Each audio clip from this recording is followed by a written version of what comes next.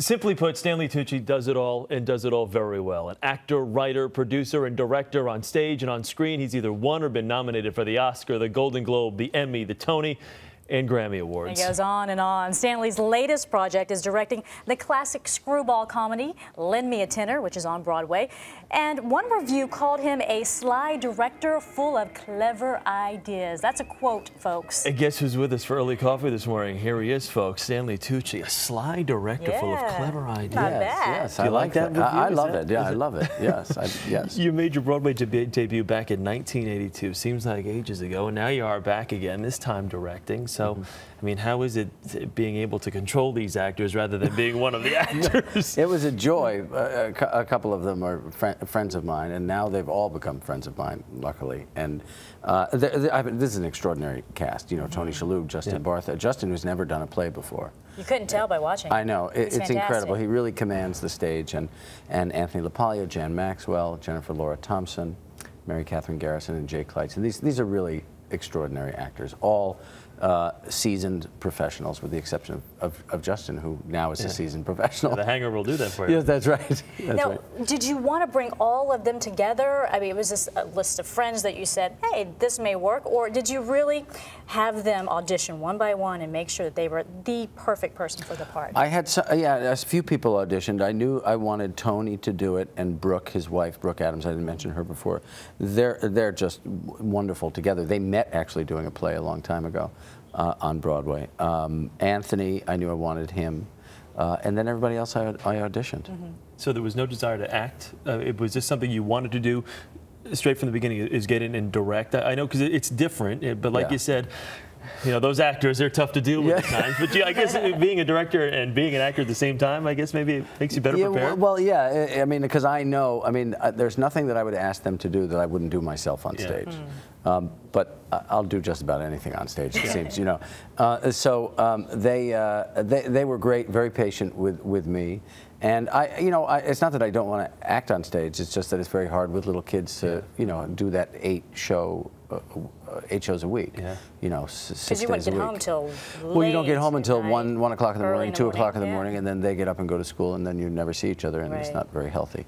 So, to me, this was a way to be involved in the theater and still be able to. But are be your home kids to see going, my kids. Wait a second, you're home too much now? They can't wait to get rid of me. Right? Yeah, that's why I'm here. They kicked me out.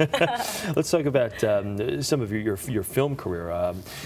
I guess the question everyone wants to know is when are you and Meryl going to be starring in another movie together? You guys are so great together. Oh, thanks. Yeah, I don't know. I hope we can find something. There's a few different things we've been talking about, so someday. When you look at your filmography, and you know, over the years, you talked about The Pelican Brief, The Road to Perdition, Shall We Dance, Julie and Julia, Big Night, The Hoax. I mean, it's so vast. Do you have one that stands out that you love more than others? And we'll talk about the Oscar-nominated role. Right. Yeah. Well, I love doing Julie and Julia. I mean, that was a real joy for me. I mean, to get to work with Meryl again and really work more closely with her this time, as opposed to in The Devil Wears Prada, where it was just sort of peripheral. All women almost. loved, of course. Yeah, it's a great movie. The Lovely Bones, nominated for an Oscar for that. That was a very difficult role.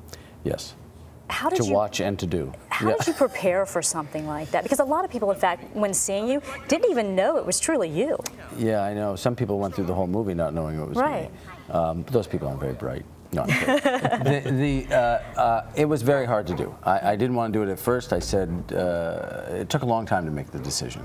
I don't like to watch movies where kids get hurt or people are, you know. But it was such a beautiful story that I wanted to be a part of it. And once I could figure out how to make this guy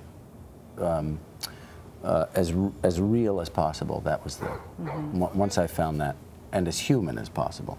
That was the key. Do you need downtime after such a trying role as that? Or do you need something like Me A Tenor to pick up your spirits? You need a martini, first of all. And second of all, well, what I did was we did the Lovely Bones, and then I went directly into Julie and Julia. So the timing of it was perfect. Julie and Julia was the antidote to the Lovely Bones. You've won an Emmy, you've won Golden Globes, been nominated for a Tony, an Oscar. Are you a just happy to be nominated guy, or did you really want to win that thing? Be honest now, come on. Well, you know, the only reason you want to win, I realize, is because you think I'm probably never going to be here again. So you know, it'd be great if I won it. You know, but then you know, whatever, it's okay. Can you explain to people just how difficult it is to actually even be nominated though for an Academy Award?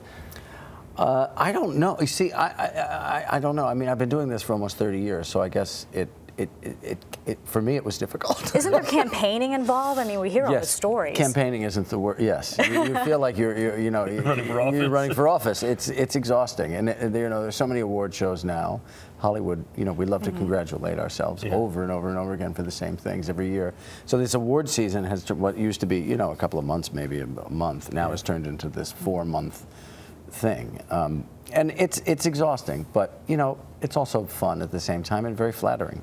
So what's next for you? Acting, directing, cinema on stage. What do you do next? I'm hoping that we'll have a production company with Steve Buscemi called Olive Productions, and my hope is that we have a series in development with HBO, and then one on for TBS that's an animated series.